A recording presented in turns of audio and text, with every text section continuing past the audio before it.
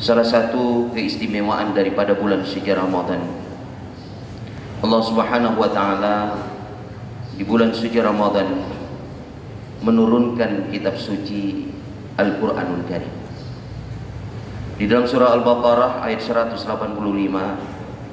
Syahrul Ramadan alladzi unzila fihi al-Qur'an hudan lin-nasi wa bayyinatin minal huda wal furqan. Pada bulan Ramadan diturunkan Al-Quran sebagai petunjuk bagi manusia. Hadirin yang mulia, sebelum kita lanjutkan tausiah ini, ada beberapa pertanyaan yang muncul. Pertanyaan yang pertama ini jawabannya memiriskan karena ada penelitian. Apa pertanyaan yang pertama? Apakah masing-masing kita di Aceh sebagai keluarga muslim memiliki satu mushaf Al-Quran di rumah? Itu pertanyaan seorang peneliti yang dilakukan beberapa waktu yang lalu. Hasil penelitian itu menunjukkan ternyata belum semua kita sebagai keluarga muslim memiliki mushaf Al-Quran. Pertanyaan berikutnya adalah, setelah kita memiliki mushaf Al-Quran, apakah kita telah mampu membaca secara baik dan benar? Lagi-lagi jawabannya belum tentu. Setelah kita memiliki Al-Quran, membaca secara baik dan benar, apakah kita bisa memahami isi daripada kandungan Al-Quran? Lagi-lagi jawabannya sama seperti jawaban pertanyaan pertama dan kedua. Setelah kita memahami Al-Quran, apakah nilai-nilai yang terkandung di dalamnya dapat kita terapkan di dalam kehidupan kita? Jawabannya hampir sama dari tiga jawaban sebelumnya. Hal ini sangat relevan dengan apa yang terjadi menjelang Rasulullah SAW wafat. Beliau sempat berdialog dengan malaikat Jibril alaihissalam. Di saat itu Rasulullah SAW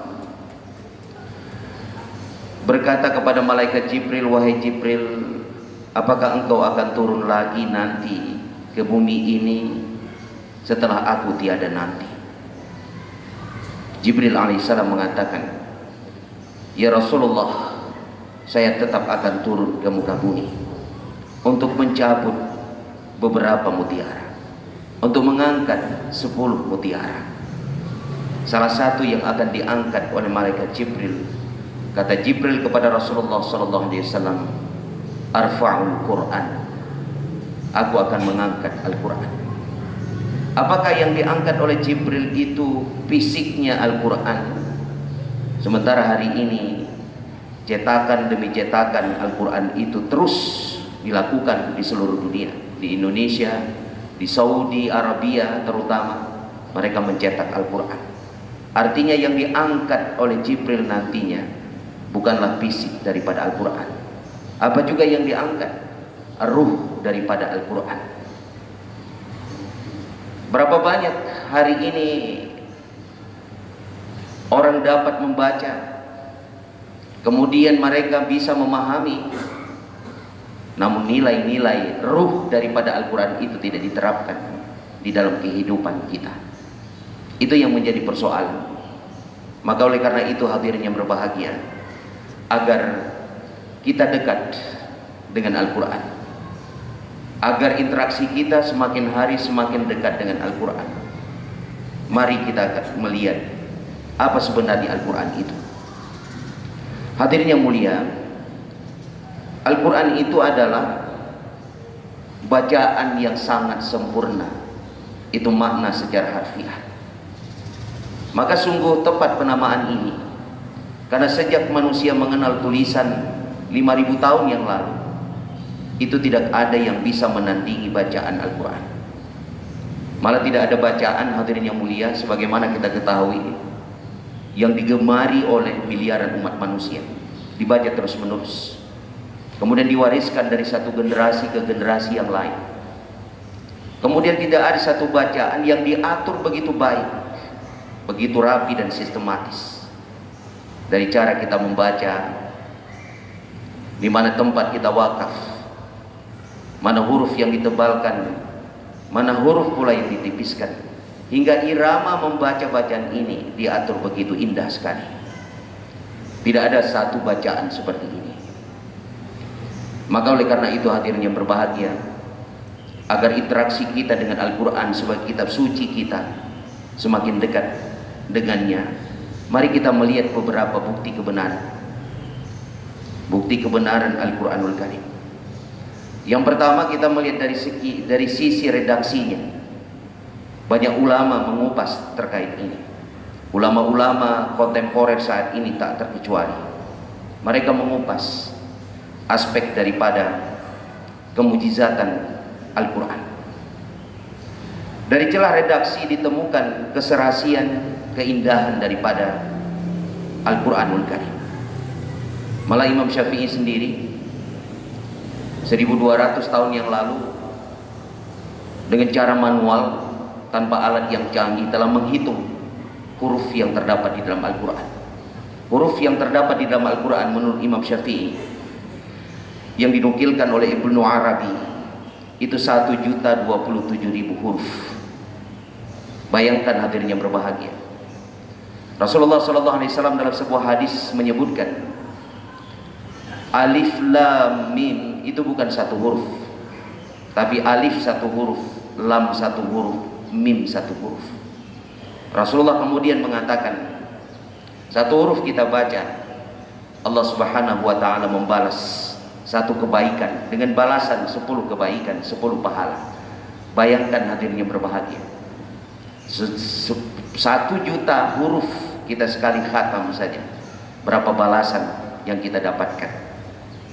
Apalagi di bulan suci Ramadan, Allah Subhanahu wa ta'ala melipat gandakan sampai 70 kali lipatan pahala ketika kita khatam Al-Quran. Itu hanya 1 kali saja. Maka Imam Syafi'i dari awal telah menghitung huruf demi huruf yang terdapat di dalam Al-Quran. Keserasian dan keterpaduannya luar biasa. Ulama-ulama tafsir kontemporer hari ini seperti Quraisy Shihab misalnya, beliau telah menghitung antara satu kata dengan padanannya, antara satu kata dengan lawan kata itu, jumlahnya itu terpadu dan jumlahnya itu sama.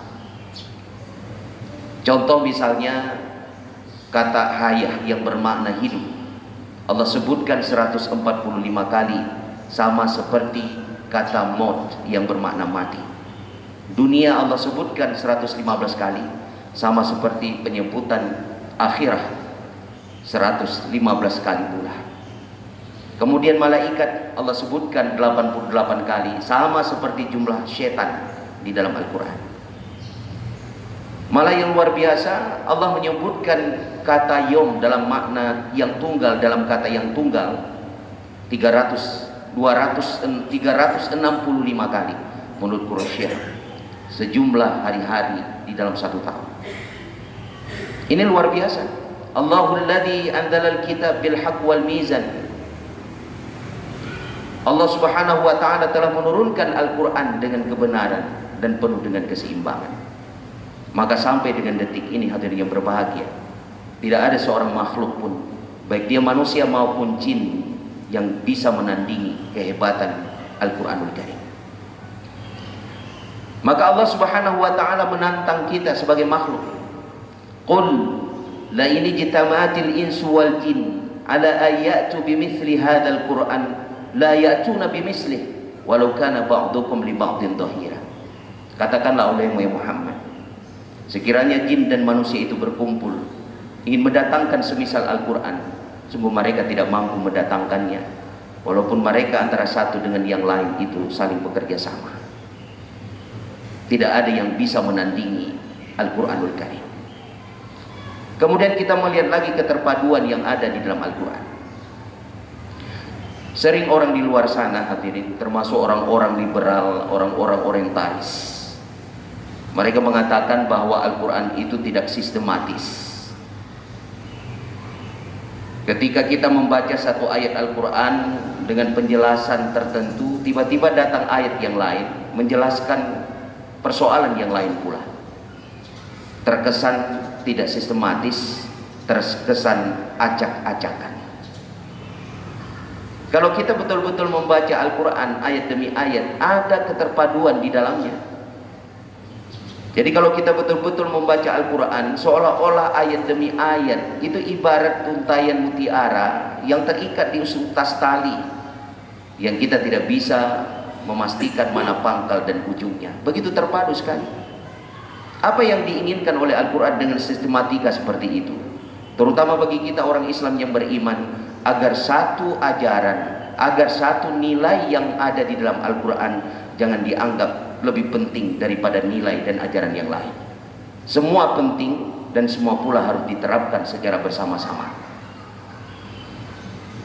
Belasan ayat di dalam surah Al-Baqarah misalnya, di dalamnya itu tersebut pengharaman daging babi,